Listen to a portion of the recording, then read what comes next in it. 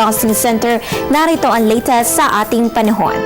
Bagyong nasa labas ng Philippine Area of Responsibility, inaasahan lalakas pa sa tropical storm category sa mga susunod na oras.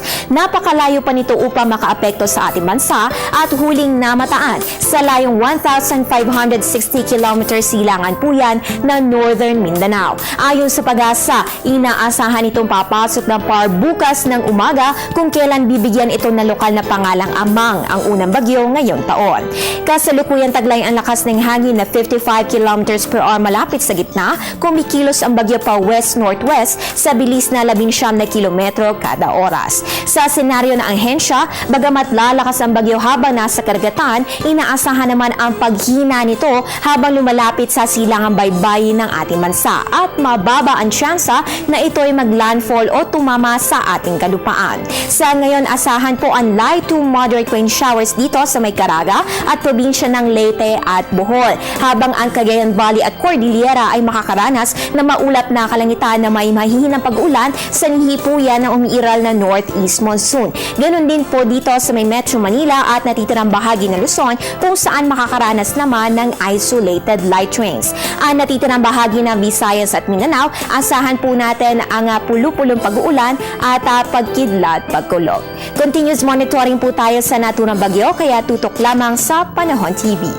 Lagay ng panahon sa pagdating ng Santo Papa, alamin sa aming pagbabalik. Ayon sa papalvisit.ph, isang araw na lamang bago ang pagdating ni Pope Francis sa Pilipinas.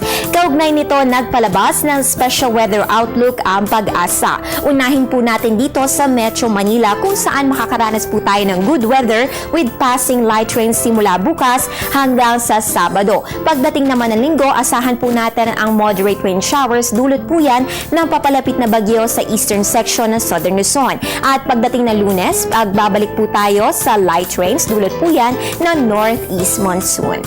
Punta naman tayo sa Tacloban, asahan po natin ang light rains bukas at pagdating po ng Friday, makakaranas naman tayo ng rain showers, no? At pagdating ng Sabado, makakaranas tayo ng moderate to heavy rains, dulot po yan ng papalapit ng bagyo at magpapatuloy ang rainy weather condition sa darating na Linggo. Pero by Monday, asahan na po natin ang improving weather condition.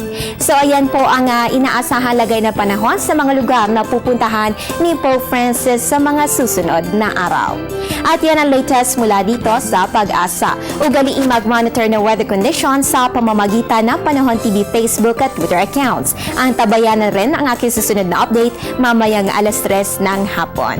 Ang update na ito ay hatid sa inyo ng Panahon TV kung saan walang pinipiling panahon ang pagbibigay impormasyon. Ako po ang inyong weather girl April Enerio. Magandang hapon.